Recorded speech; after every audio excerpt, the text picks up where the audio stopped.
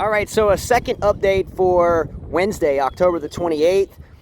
If you follow this channel, you know we're tennis coaches, and it's primarily for doing our tennis show that talks about sports, etc. But we came out and prepped the courts. So we lowered our canopies on either side. You can see that the canopies, we took the covers off of them, lowered them, put the benches down on the ground, got our equipment, put it in the corners there. Again, the wind's going to be coming out of the south in this direction and blowing in that direction. So we wanted to make sure we got everything put in an area where it won't blow across the court and scratch the ground. So we're set here, and we'll see what happens moving forward. So as the 1 o'clock update, it just comes in, you can see in the middle of the screen that, and I'll get my pen so I can make sure you do, you can see that now Hurricane Zeta has been upgraded to a minimal Category 2 hurricane. Again, whether it's a Category 1 or whether it's a minimal Category 2, and by the way, the definition in terms of wind speed of a Category 1 versus a Category 2, a Category 2 takes over once the winds reach a speed of 95 miles per hour. So it has now reached the wind speed of 100 miles an hour. So she doesn't have very much time to have this center of circulation over water. So again, I don't think much more is going to happen here in the next couple of hours. So I'll put this map into motion and see if we can get a look at some of these outer feeder bands that are starting to filter in our area. As you can see, this band here, we're about to get clipped by a few of those. But again, the real bulk of this weather is going to be extending out about 80-90 miles from the center of circulation. So when this storm begins to bend off to the north and to the east, about 80 miles out from the center will be the bulk of this storm, and that we are supposed to get. So we'll see. Let's take a look at a couple more graphics, though. Let me put this into motion. Take off the pen, and let's roll it. This is the future forecast as of now for our area. Again, we are where the blue dot is. So you see right around 5 o'clock, 6 o'clock, 7 o'clock is when some of these outer bands will be making their way through here. Now, this is just one of the model runs. Again, there are numerous model runs. Some of the model runs have the center of circulation making a more northeasterly turn. Some have them staying more northerly. This is the GFS, which kind of takes it right up the middle. So again, it just depends upon how far and how much it bends to basically figure out what your wind speed prediction is for your location. But if this model was true, then we can expect 50-60 mile per hour winds here for sure, probably around 9 o'clock p.m. Central Standard Time. So a slight increase in wind at this point. I have a wind gauge or a wind meter, and it's currently right now at about 22 miles per hour, kind of sustained, give or take. Kind of fluctuates from 19 to 23. So it's beginning to get closer. The sky's darkening. There's a lot of moisture in the air. We have had a lull since about 9 o'clock this morning with heavy rain bands, but they are right on the horizon in terms of just off in the distance, approaching us.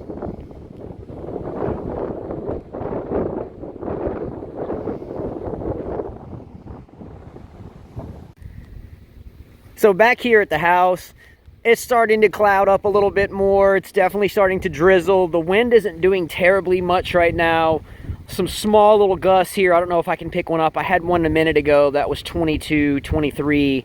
But for the most part, it's really still kind of quiet. And just again, it's kind of odd being here at this house and still not able to live in it since Hurricane Sally.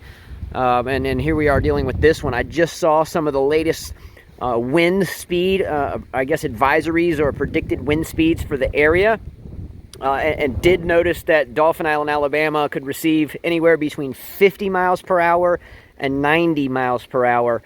So again, those are just forecasts, but we'll see what happens. But right now, just drizzly. Clouds are rolling in very quickly.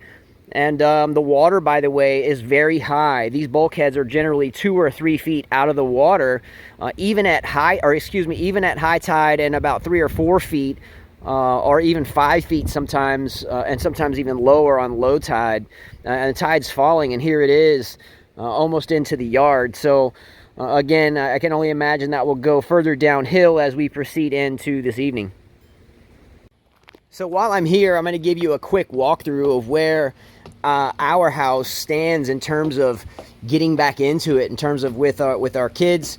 Again, we have 5 kids. One's in college at the Air Force Academy. So anyway, these are our kitchen cabinets they had to pull out.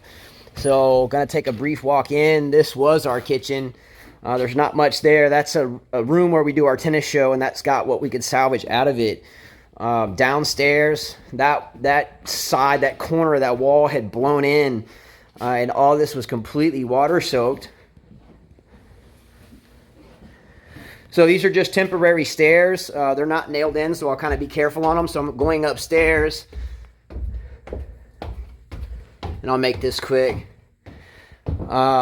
Those are the two bedrooms, kids' rooms, and then we flip around. This had furniture, and this was our master bedroom, closets.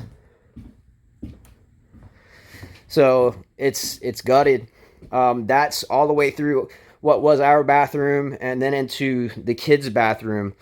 So anyway, here we go, Hurricane Zeta, right?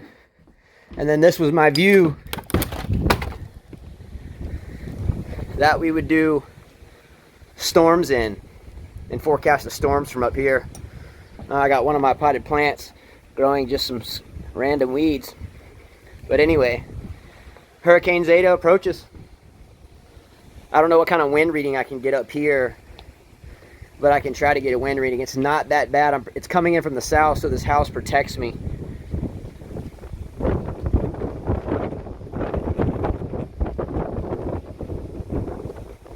Yeah, so I can't get a real good reading because I'm protected on this side of the house. But the wind's coming in pretty stiff. I can feel it, but I can't get my arm out there because the house is blocking it.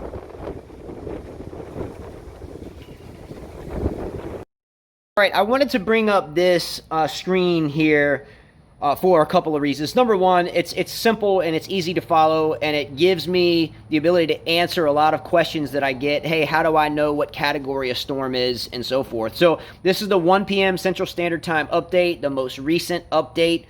Maximum sustained winds are 85 miles per hour with gusts up to 100 miles per hour. It was a category 1 on my last update. So I'll circle that. It had winds of 90 miles per hour. So now the winds are at 100 miles per hour. So that would bring it into this category 2 type scenario. Again, just a few mile-an-hour winds aren't going to make or break much of anything, kind of like splitting hairs, I guess you could say. And its pressure, though, is something we need to look at. The pressure now is 975 millibars, which shows it has been strengthening, hence why it is now a Category 2 hurricane. Again, the pressure lowers, it gets stronger. The pressure increases, it's getting weaker. So the only good news here is that it's moving very rapidly, and actually I think the speed now has actually increased to it moving forward at around 20 miles per hour. That's the latest that I saw. So I think it's moving 3 miles an hour quicker than this update indicates. And it started, as per this update, moving to the northeast and not just north. So that makes it a little bit more perilous here. Now, anyone, by the way, in Louisiana, from New Orleans through the coastal areas of Mississippi, Gulfport, Biloxi, here in Dauphin Island, Alabama, Mobile, Alabama, even over into Baldwin County, Alabama, Gulf Shores, Orange Beach, Foley, Fairhope, and maybe even insofar as Pensacola, Florida, are all going to see some pretty good, pretty stiff winds and some storm surge. So everyone be careful for that. But let's look at some of the Doppler real quick, and then I'll sign out until the weather goes downhill. All right, a quick look at the most recent warnings and watches that are currently out. So H is indicative of hurricane. I'll try to get off this red pen so we can see. I'll use white. So we are on this little island right here off the tip of Alabama. This is coastal Mississippi. Right underneath that H is New Orleans. So basically from central Louisiana all the way over to right where we are here in Dauphin Island, Alabama, including Mobile, maybe even Hattiesburg in here. You look, I mean, this thing can remain a tropical system until it gets into like North Carolina, which is really quite odd, but it's moving so fast. So people all along this kind of path, all the way up into the Appalachians, can expect tropical conditions within the next 24 hours. But we are now under a hurricane warning here in this very bottom corner of lower Alabama, along with coastal Mississippi and Louisiana. Wow. This is the latest graphic. The first time you're seeing it is the first time I'm seeing it. This is current. You can see that a little eye wall has formed. So even though this thing is moving really quickly, she is not giving up hope in terms of strengthening. We are again over here right off the coast. I don't know if you can see this white X that I put here. I'm not very good at the pen thing, but we are where the white X is. And now the movement of the storm is now northeast and expected to turn northeast at any point in time. So now it is kind of moving off to the north and northeast. The problems from these storms are obviously widespread wherever the storm or its outer bands come across. But with these 80, 90 miles outside from the center, that's where the real brunt happens, and it looks to be the case that it's on track for a coastal Mississippi landfall, or clip the tip of Louisiana, coastal Mississippi landfall, and maybe even Mobile, Alabama, believe it or not, may get it pretty badly because of its motion. They're further north. It's moving quickly, so it's not going to dissipate very rapidly, or not rapidly enough, moving at that speed before it goes over Mobile, Alabama. So watch out, Mobile, Alabama, Pascagoula, Mississippi, Slidell, Louisiana, Lake Pontchartrain. Watch out. This one's going to be quick, but it's going to pack a little punch. Impressive radar shot for sure. All right, everyone, I will sign out for now on this one. My goal for the rest of the day, by the way, is to save battery power on my phone. If we lose power here, and I assume that we will, I want to have a full battery so I can walk down to our house, which, again, we're not living at. We're staying here at a wonderful church that it's a wonderful place. But my plans are is to walk down there. Now, if it doesn't start getting really bad until after dark, my low budget phone, no joke, I do all this on my phone. So my low budget phone it doesn't do well at night. You can't really see that well. So if I don't get the ability to do any storm live coverage, then I apologize. The worst thing for me about these storms was when I spend a lot of time tracking them, and they're moving really fast when they make landfall, and then they make landfall at night. So if you're new to this channel, or if you follow this channel, go back and look at the previous videos from Hurricane Sally, where I filmed it coming in, beating up the house. That was a really good time in a way. Disastrous, or not disastrous, I guess you could say, but depressing in a sense of what happened afterwards in the house and so forth. But it's part of it, and what doesn't kill you makes you stronger. So hey, you can't help Mother Nature. She's going to do what she's going to do, and we just have to recover from it. So hence why I look at the weather kind of more optimistically instead of negatively. You know, like people say, you know, how do you live somewhere where storm comes all the time? Well, number one, we work here. Number two, it's our home. I grew up in Mobile, Alabama. I was born in California, but moved here at a very young age. 9 years old, and I've lived here pretty much ever since. Mobile, and I grew up coming back and forth to Dauphin Island. These storms are a way of life, and unfortunately, it's Mother Nature. I mean, if you go to California, you have wildfires. If you might have earthquakes. If you go to Thailand, it doesn't matter where you go. You're going to have something that you have to deal with, and this is just what we deal with. Anyway, but I will hope to get weather coverage in tonight before it gets dark. I think the winds will pick up here in Dauphin Island, Alabama, and again, I'll write it in. I think the winds, whoops, that didn't work too well, but I think the winds will pick up here in the Dauphin Island area, which is right here.